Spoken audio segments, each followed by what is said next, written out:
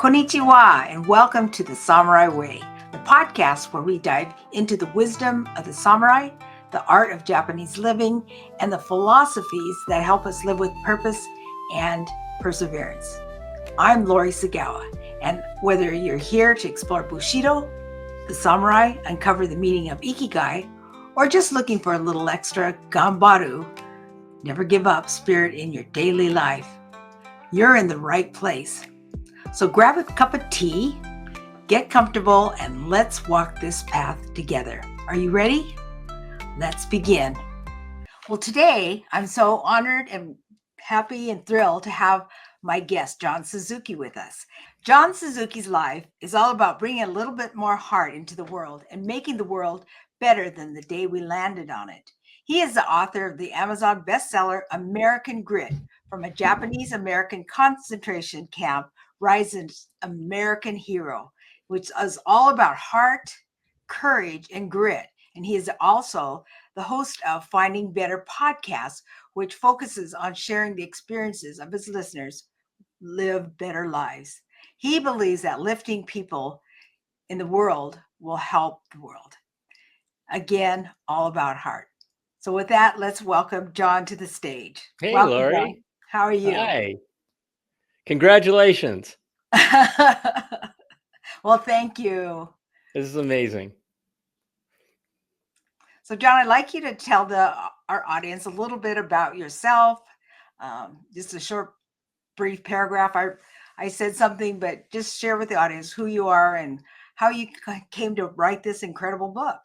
Oh my gosh. Well, okay, so I'm third generation Japanese American. My dad actually fought during World War II for the United States in a group called the Military Intelligence Service. And so I'm a bit of a World War II buff. I'm a bit of a military buff. You know, the way I came across this story happened by happenstance. It was one of those things that was supposed to happen. It wasn't a coincidence, because one day I was at my mom's assisted living center, and it's a Japanese American assisted living center in Seattle, and I saw this little flyer, and it said pilgrimage to Minidoka. Okay. My dad, as I said, was in the United States Army, and I didn't know what a Minidoka was. I didn't know what a pilgrimage was. And so I just blew it off. I said, what's this got to do with me? Well, that crazy flyer ended up showing up about 15 times on my windshield.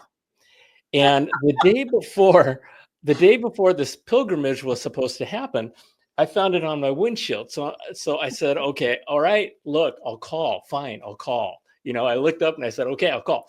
And so I called and I said, and it turned out that this pilgrimage was a kind of a pilgrimage to a former American concentration camp. Some people call them internment camps. I call them concentration camps. One of them, this one was called Minidoka in Idaho. And this trip was for folks to go on this trip, this journey to this former concentration camp site and learn. Neither of my parents were in any of the camps. And so I just said, okay, I'm supposed to go, whatever. It was a 12-hour bus ride. And this was at a point in my life when I was traveling 3 weeks a month. I had 2 young kids. I did not have 3 days to go anywhere, let alone on a 12-hour bus ride to and from Idaho. But on that trip, as we were going on this trip, everybody in the bus, because we had 12 hours, they talked about why they were going on this pilgrimage. And I told everybody, I have no clue why I'm going on this thing. I just know I'm supposed to be here, and I have a feeling I will know the reason on the bus trip back. So the first night, there was nothing. I mean, it was wonderful because at that time, there were people who were in our group that were actually at Minidoka during World War II. But the first night, it was wonderful meeting everybody. The second day, lots of stories, lots of heartache, just an incredible experience seeing and learning what these people went through. But it wasn't until the third day that I'm like, okay, I still don't know why I'm here. They had a remembrance ceremony.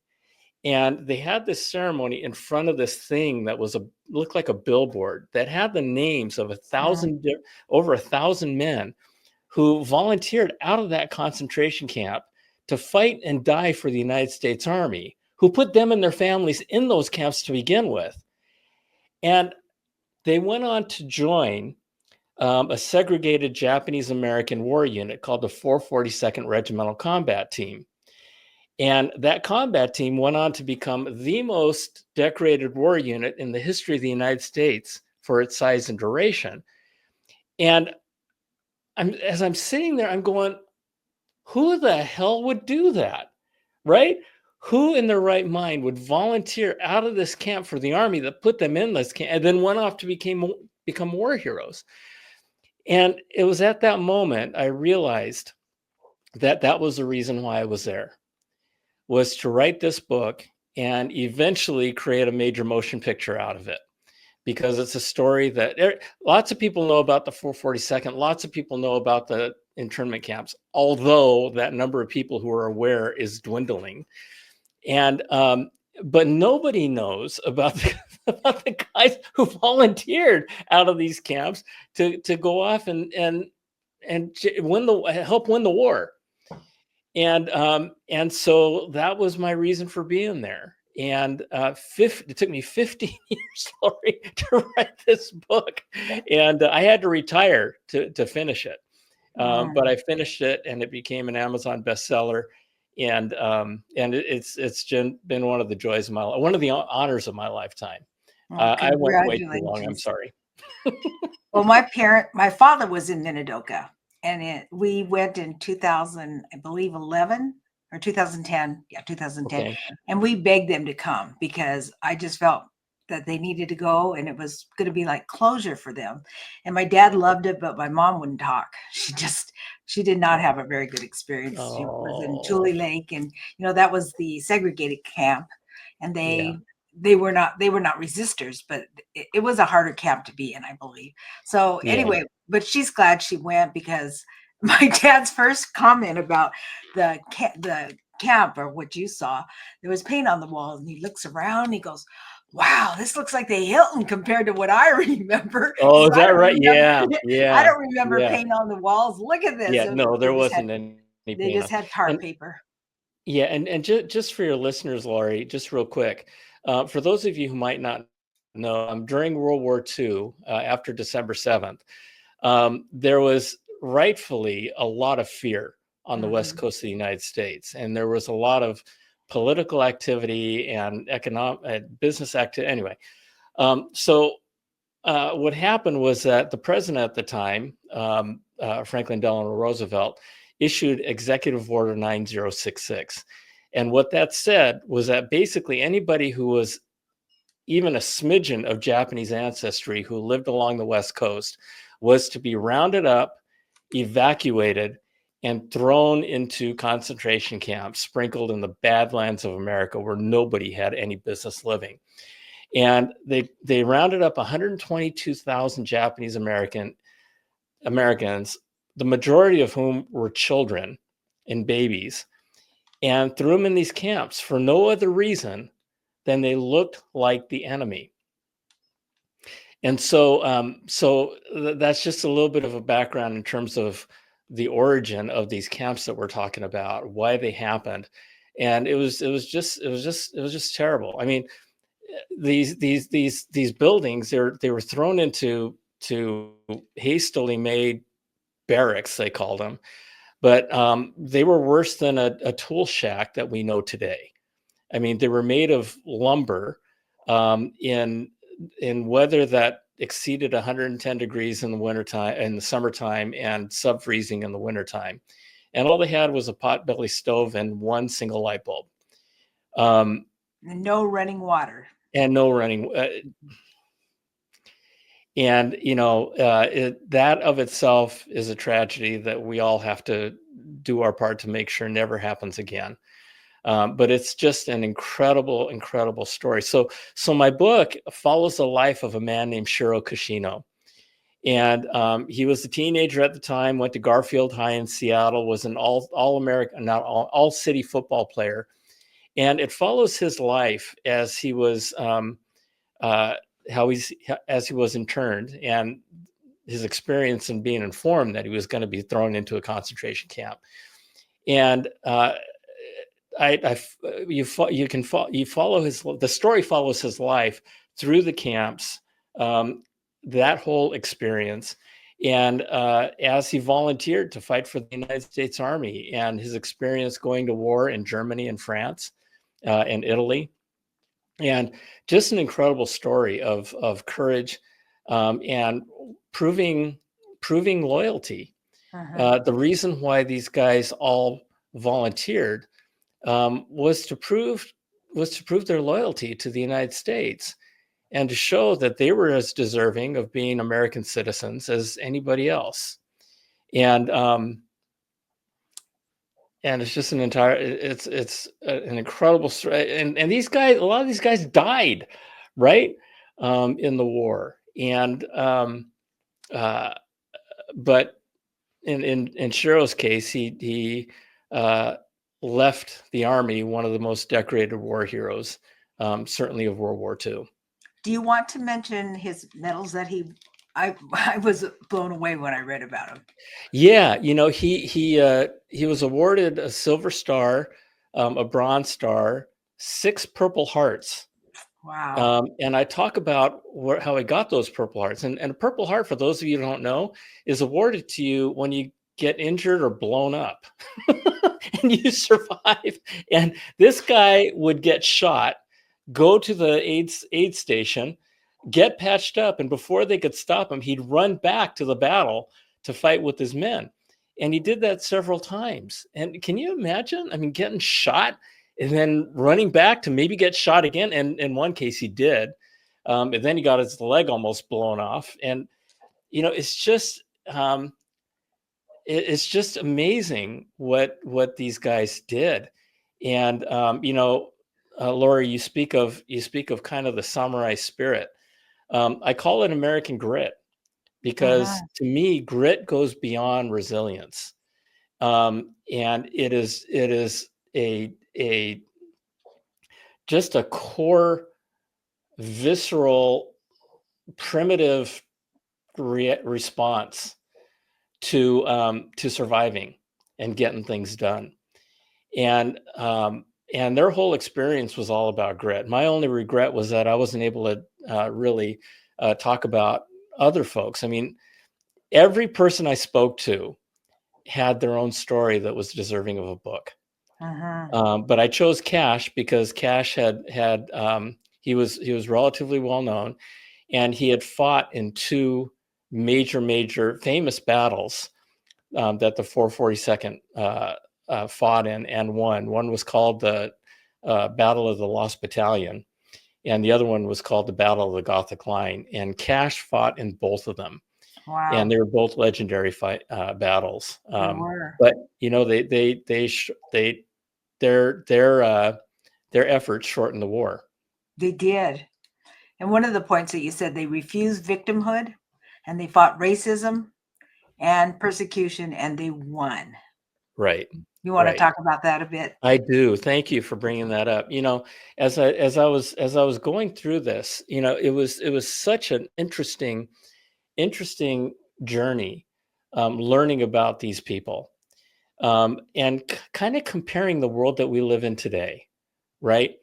And one of the things that when you succumb to victimhood and you become a victim of your circumstances in here, you really do give up your power. You give up your personal power and you become a victim. These guys refused to be victims.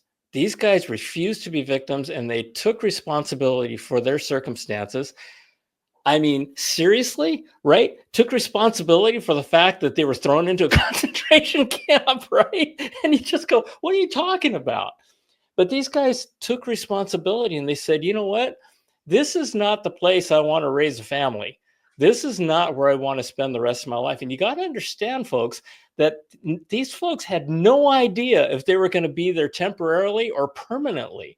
They had no idea if they were going to be taken out to these camps in the desert to be shot. They had no idea. And so, they said, listen, when the opportunity came and the United States Army needed additional manpower, right, to fight in the war, these guys had a choice. They could sit it out and they could say, you know what, you guys put me in here. There's no way in hell I'm going to go out there and do this for you, right? And some people did. Some people fought for their rights in different ways. And that's totally, totally cool. In these guys, with what these guys did, they said, hey, you know what? We think the best way to prove our loyalty is to fight for the United States and to show that we're not cowards and that we're loyal to this country. So my message to folks is just be aware that when you blame others for your circumstances, you're becoming a victim. And in today's world, there is so much victimhood and entitlement that I see out there that, you know, I'm using this platform as a reminder for folks to say, hey, listen, don't give up your personal power. Don't give up your empowerment. Don't give up your ability and your superpower to make a difference. Go do it. That's That's what right. these guys did. They did. And one thing I read is that there was no AWOLs in that with all the Japanese American soldiers. Okay, so here's a couple of things for you. Through it all, they were all thrown in concentration camps, right? Japanese Americans on the West Coast. And what's crazy about it was that Japanese everywhere else in the country were left alone. It was just, I mean, if they look like the enemy, I mean, you would think that they'd throw all of them in. So there are just a lot of things that were crazy. But of all the people who were throughout World War II, there was not a single person of Japanese ancestry who was found guilty of spying for Japan. Not a single one. No. Right? Right. Were there German Americans? Yep. Were there Italian Americans? Yep. But not a single Japanese American, despite it all. And what you talk about with AWOL, the problem that the Army had with AWOL of the 442nd, these Japanese American soldiers, wasn't AWOL, it was reverse AWOL. Yes. And what that is, what AWOL is absent without leave. And you can get a lot of trouble if you're in the Army and you take, you know, a lot of people were fearful for their lives and they fled. You're AWOL, right?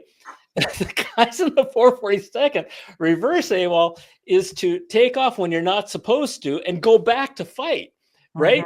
Or to leave without permission and nobody knows where you went, so they call you AWOL, but then they find you back in the unit fighting again.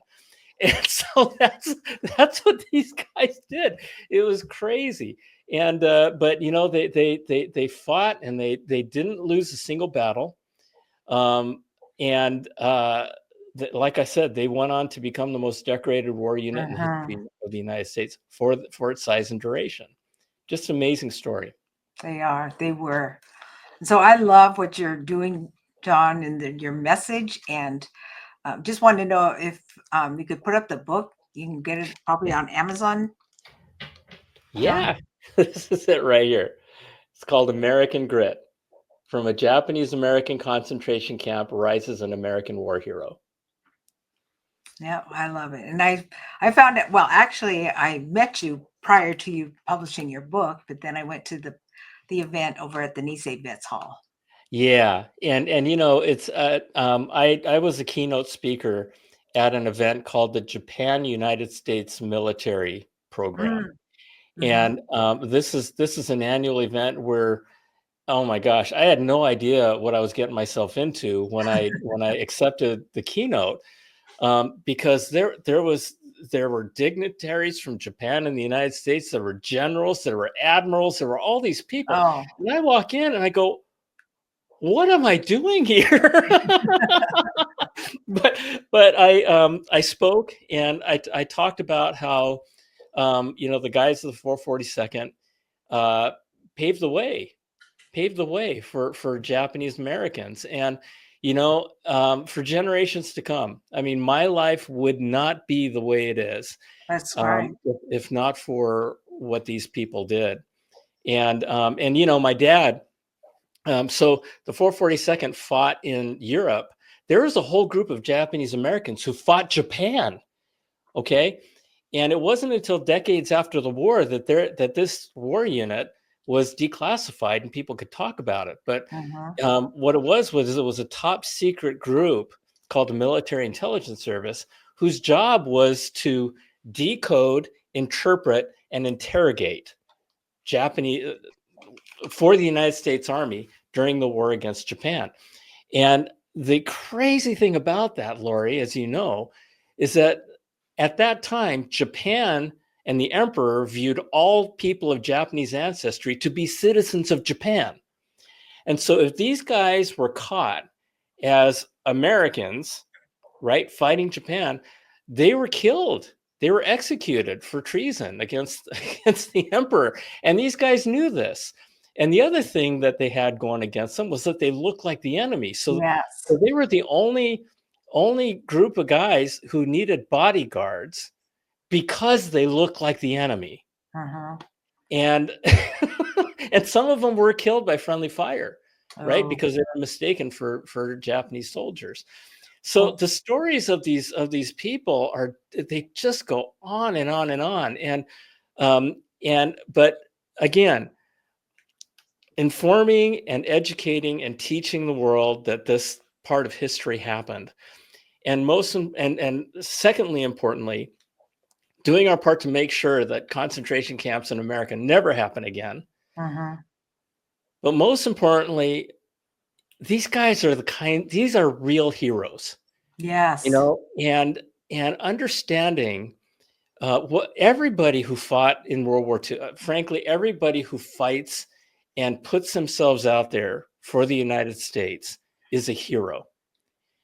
And but for me, because I'm Japanese American, and for you, right? These guys have a very special place in my heart, you know, and it's a story that will inspire you.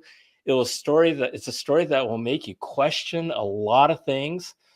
But hopefully it'll be one of those things where after you read it, you're gonna and oh, by the way, you don't have to buy it. You don't have to buy it. You can get it on my website for free. You can download a PDF copy of it. Okay. I don't care if you buy it. I just want people to read it and share it. And my website is johnsuzuki.com. So if you go there, just go to the section where my book is, and I think it asks for your email address. Whatever. But you can get a free copy of it. And hopefully when you get done reading it, you'll not only be a little bit more educated and informed on the things that happened and our history, but hopefully you'll be inspired. You'll be inspired to get out there and go, you know what, if these guys could have done what they did, maybe I could do something too. Right. And it's a love story. It's an inspiring story. It is a patriotic story. Yeah, but it really was the honor of my life writing that book. That's amazing. When you were talking about the MIS needing bodyguards, my uncle was in the Philippines and he needed a bodyguard because he said that people didn't know whether they had bodyguards for two reasons. One is so that they wouldn't run away, and the other one was so they wouldn't be mistaken for Japanese, because they were Japanese, but they were Japanese Americans. And he told us a little bit about it, but he passed away before they could really disclose what happened. So he told us a few stories and they were funny, but you know, nothing serious.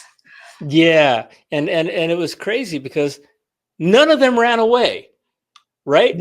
None of them ran away, even though part of the reason why they had bodyguards was to guard them. None of them ran away. And so it's just, it really is. My dad, lived about 10 years after they declassified. But he never talked about it. Yeah. He never said a word. And, you know, I can understand. I did not serve. So, and I was certainly never in combat. But, you know, living some of the things that those guys went through is probably not something most of those guys want to do. No. And so I didn't push them to tell me anything. But ironically, I learned more about my dad's experience writing this book than I ever learned from my dad. And he's probably a modest man. yeah, very modest. And yeah, amazing. When you said that they paved the way for us, you and I, Sansei, third generation Japanese, and also for the Yonsei, Gosei, and also for the Japanese that came to this country. You know, they call them Shin-Nisei. The immigrants realized that it was the Japanese American soldiers and how they lived their lives, and they fought in battle so bravely, and the way that really the Bushido code, I call them modern day samurai warriors, because they were like samurai, you know, especially going up the mountain, you know, going up in the middle of the night, like before the sun broke. And if they fell, they didn't scream. They couldn't scream because then they would have been found out, and it would have been over. But they didn't. If they fell to their death. And a lot of times I cry when I hear stories of these brave men and what they did and the sacrifices. And it's, you know, there's very few left, if any. Yeah. You know, I actually went to Italy and France to visit the battlefield, the battlefields of the Gothic Line and the Battle of the Lost Battalion. And I remember, I'm already starting to get a little bit emotional, so I'll be brief, so I don't get too deep into it. But you know, visiting the battlefields, I remember going to the Vosges Forest, which is where the Battle of the Lost Battalion happened, and those guys were there. And I remember jumping into a foxhole, which was formerly a German foxhole, and it was just overwhelming. I couldn't stand up because the guys are there, their spirits are there, and just being there and imagining, you know, you go there to this forest, and you've heard of tree bursts, right? During this battle, what happens is that when you get when a bomb gets fired at you, right, it hits the ground and it blows up, and if you're near it, if you're in that kill zone, you're going to get hurt. What the Germans did was that they blew up the artillery shells at treetop level, so it expanded the kill zone and it made the trees part of the weapon, right? So the shrapnel from the trees would come down and kill guys. When you go to this forest, you can see where the battles were because the trees are a lot smaller than the other ones that are in the distance. You can tell where the battle was because they're all much younger trees, and you see that kind of thing, and it breaks your heart. It breaks your heart, but it makes you awfully proud. And you know, and I'll say that these guys in the 442nd, they paved the way for all Americans. You know, they fought discrimination, they fought racism. They received multiple presidential awards. They won as a unit a Congressional Gold Medal. Just amazing. And you know, they did a lot for us, which is another reason why I'm really kind of evangelizing their experience and keep the making legacy on going, you know, just keeping the legacy going. So I think we're about out of time, John, but it's been so wonderful for you, you know, share your book and about an aspect of, you know, samurai spirit lives on. And I believe they lived on very strongly in those men, the Nisei. And I think they were the most amazing generation. And that's what my book is about. The greatest generation. The greatest generation. And I think especially, you know, the Nisei, like Senator Inoue, and then some that were not so well known. I wrote about them because they were without equal. So is there one parting word that you would like to say to the audience? You guys, don't be a victim. Don't be a victim. Okay. And when you find yourself blaming somebody else or blaming something or somebody for whatever your circumstances are, I don't care what it is and how bad it is. Can't get worse than what these guys went through in Mm-mm. most cases, right? Just know that when you're blaming others, you're making yourself a victim. Mm-hmm. So when you find yourself doing that, knock it off. Just say, hey, you know what? I ain't doing this. I ain't doing this, and go kick ass. Go kick ass for yourself, right? And you know, it's all about finding better, and it's all inside of you. It's all inside of you, and that's what was so inspiring about these guys is Mm-hmm. that they went out and did it. They kicked ass, and they changed the world. We And did. I So think we all can do the same. we can. So thank you so much, John Suzuki, the author of American Grit. I love that grit. And that's a wrap for today's episode, The Samurai Way. I hope you found a little inspiration, a new perspective, or just something to reflect upon as you go about your day. Now remember, the samurai spirit isn't just about history. It's about how you show up, face challenges, and live with purpose. Whether it's Ikigai guiding your path or a little extra Ganbaru pushing you forward, keep walking strong. So if you enjoyed this episode, be sure to subscribe, share, or leave a review. It really helps. And if you've got thoughts, questions, or just want to connect, just contact me. So until next time, stay focused, stay determined, and keep living with purpose. Mata ne.